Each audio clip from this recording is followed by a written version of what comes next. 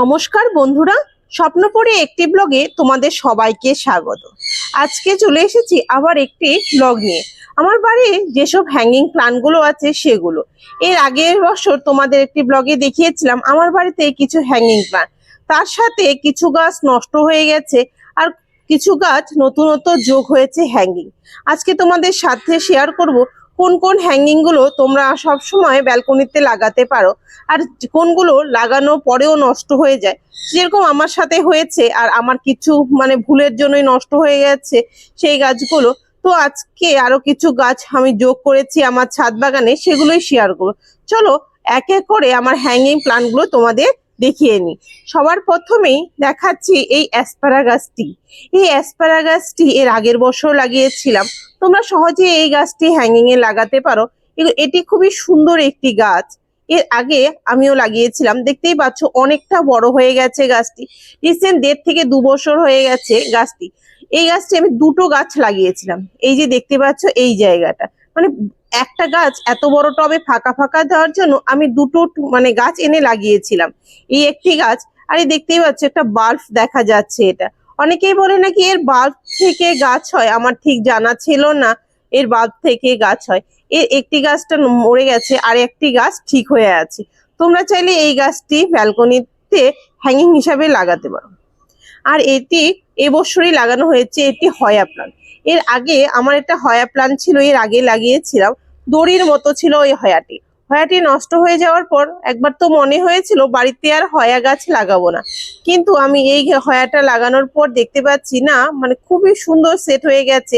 নতুন পাতা হচ্ছে আর দেখতে ভীষণ সুন্দর। হয়ার খুব সুন্দর ফুলও ফোটে যদি অনেকদিন ঠিকভাবে রাখা যেতে পারে। এই হয়াটি গাছটি দেখতেই পাচ্ছ। আমার প্রত্যেকটা গাছের মিডিয়া যে লাগানো সয়েল মিডিয়াটা ভার্মি কম্পোস্ট, মাটি আর পাতা পচা সার দিয়ে লাগিয়েছি। এই যে আরেকটি হ্যাঙ্গিং প্লান্ট, এটাকে জিও বা ইঞ্চ প্লান্ট বলা হয়। তোমাদের ওখানে কি বলা হয় আমি ঠিক জানি না, তো আমাদের এখানে তো ইঞ্চ প্লান্টই বলে। এই ইঞ্চ প্লান্টটি আবার দুটো কালার হয়। এর আগের বার তোমাদের দেখিয়েছিলাম যে ভায়োলেট কালারের ইঞ্চ প্লান্টটা, আজকেও দেখাবো। আর এটি হচ্ছে গ্রিন আর হোয়াইটের মধ্যে। দেখতেই পাচ্ছ গাছটি, এটি যখন আনিয়েছি তখন একটি সামান্য ছোট স্টিক ছিল, আর এই স্টিক থেকে কত বড় হয়ে গেছে। এই ইঞ্চ প্লান্ট গাছটি এমন একটি গাছ খুবই তাড়াতাড়ি গ্রো করে। তোমরা যদি একটা স্টিক লাগিয়ে থাকো খুব তাড়াতাড়ি অনেকটাই বড় হয়ে যাবে, খুবই সুন্দর। আর এতে আরেকটি গাছ আছে, এই যে ভায়োলেট।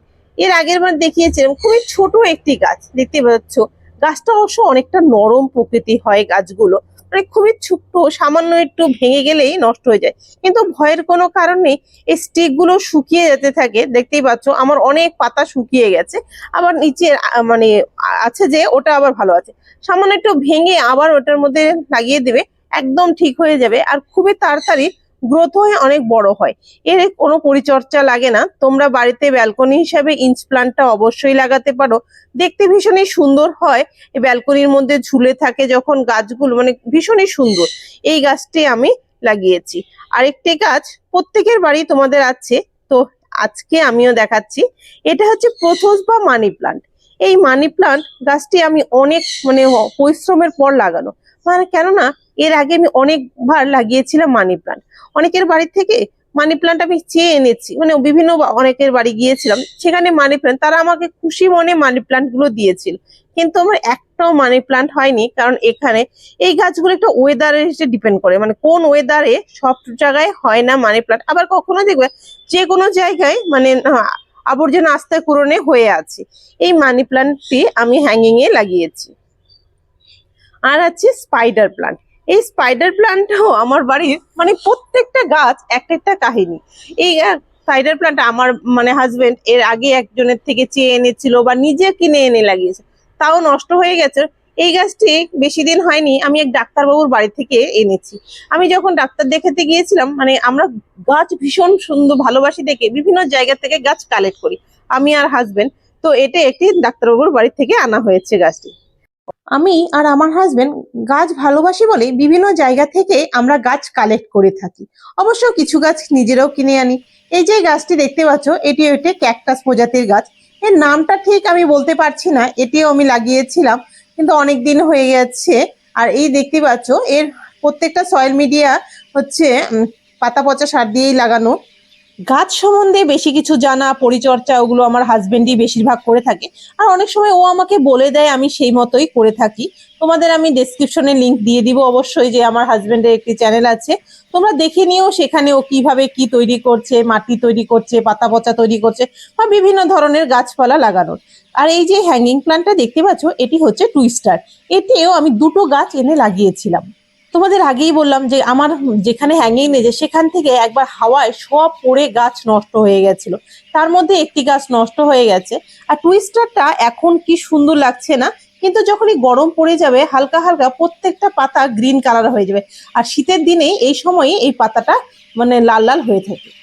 আরেকটি গাছ তোমাদের না দেখালেই নয়, এই গাছটিরও একটি কাহিনী আছে। আমার বাড়ির প্রত্যেকটা গাছই কালেক্ট করার কিছু না কিছু কাহিনী আছে প্রত্যেকটা গাছের সম্বন্ধে। এই গাছটি এনেছিলাম, এটাও কালেক্ট করা গাছ। আমি আর হাজবেন্ড পার্কে গিয়েছিলাম, সেখানে বিভিন্ন ধরনের গাছ দেখতে পেয়েছিলাম, সেখান থেকেই এনেছি এই গাছটি। ওখানে একটি স্টাফকে বলেছিলাম যে আমাদের একটি ডাল দেওয়া যাবে, তখন উনি দিয়েছিলেন একটা ছোট স্টিক। সেই স্টিক থেকে কত বড় গাছটি হয়েছে দেখতেই পাচ্ছ। বেশি দিন হয়নি, রিসেন্ট 6 থেকে 7 মাস হবে গাছটি লাগানো হয়েছে। আর কি সুন্দর ফুলটা হয়েছে, ভীষণ সুন্দর, ছোট ছোট খুবই সুন্দর কালারে ফুলগুলো ফোটে। এটি হচ্ছে পার্পল হার্ট বলা এই গাছটি। আর রিসেন্ট আনা হয়েছে এই গাছটি। এটি হচ্ছে একটি ক্যাকটাস প্রজাতির গাছ। একে বলা হয় রেড মাইক্রোটোরিস প্লান্ট। দেখতেই পাচ্ছ পুরো লাল কালারের হয় পাতাগুলো। এই পাতার থেকে শীত থেকেই আবার ছোট ছোট মানে পাতা বেরিয়ে গাছ তৈরি হয়। এই দেখতে পাচ্ছ, এই পাতার থেকেই গাছ। এই পাতা যদি আমি একটা ছিঁড়ে আবার লাগিয়ে নিই, সেখান থেকেই গাছটা তৈরি হবে।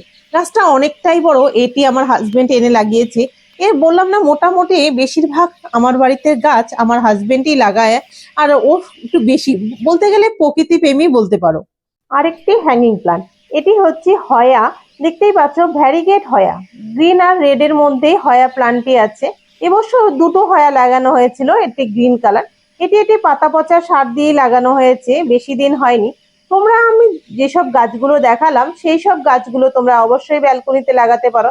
এগুলো অনেক দিন পর্যন্ত থাকে, বেশি পরিচর্যা করতে হয় না, আর নষ্ট হওয়ার কোনো চান্সই নেই। আর যেই গাছগুলো বললাম, string of pearl, string of banana, এইসব গাছগুলো খুব নরম প্রকৃতির গাছ, যেগুলো আমার নষ্ট হয়ে গেছে, আমি তো পারিনি, তাই তোমাদের সাথে শেয়ার করলাম আমার দুর্বলতাগুলো, যেসব গাছগুলো আমার বাড়িতে হয়নি। সব গাছ লাগানোর সাথে সাথে একটি ফার্ন গাছও আছে। ফার্ন গাছটি বেশি দিন হয়নি, 6-7 মাস হবে আমাদের বাড়িতে এসেছে। এটি আমার হাজবেন্ড এনেছিল। সব ধরনের গাছ আছে, শুধু ফার্ন বাদ যাবে কেন? তো ফার্ন গাছ এর সম্বন্ধে আমি বেশি কিছু জানি না, এটা হাজবেন্ডই এনেছে। আর এই কি সুন্দর পাতার কালারটা, এগুলো পুরো তো পাতাই হয়, মানে ভীষণ সুন্দর স্ট্রাইপ স্ট্রাইপ পাতার মধ্যে।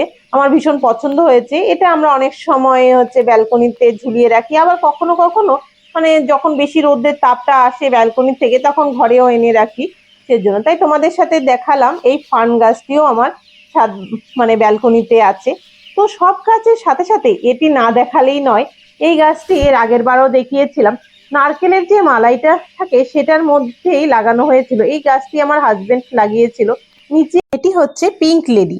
এই গাছ থেকে আবার কত গাছ হয়ে আছে বা কত বড় হয়েছে সেটি তোমাদের দেখাবো।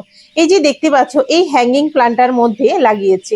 প্রত্যেকটা ভীষণ সূক্ষ্ম কাজ, একটি একটি করে শোন দিয়ে হাতে উঠিয়ে গাছটি লাগিয়েছে। দেখতেই পাচ্ছ কয়েক মাসে এত বড় হয়ে গেছে, মানে বলার মতো না। দেখো কি সুন্দর লাগছে না, প্রচুর মানে থোকা হয়ে টপটা চারপাশে ঝুলে আছে। ভীষণ ভালো লাগছে এই গাছটি আমার। তো তোমাদের কেমন লেগেছে অবশ্যই আমাকে কমেন্ট করে জানাবে। তাই তোমাদের বলছি, যেসব গাছগুলো দেখালাম তোমরা অবশ্যই ব্যালকনিতে লাগাতে পারো। শুধু একটাই টিপ মনে রাখতে হবে, বৃষ্টির জল থেকে বাঁচাতে হবে। বৃষ্টির জলে যাতে কোনো ছেঁচা বৃষ্টি না পড়ে, সেজন্য আমি তো করি আমার বাড়ির মানে ব্যালকনিটা যেহেতু খোলামেলা, সেজন্য আমি এমন জায়গায় রেখে দিই গাছগুলোকে যেখানে বৃষ্টির জল না পায়। তো আজকে এখানেই ব্লগটা শেষ করছি। গাছ লাগাও ও ভালো থাকো। ভিডিওটা ভালো লাগলে অবশ্যই লাইক করে দিও, বন্ধুদের ও পরিবারের সাথে শেয়ার করো। ভালো থেকো, সুস্থ থেকো। ভিডিওটা লাইক, শেয়ার এন্ড সাবস্ক্রাইব অবশ্যই করো।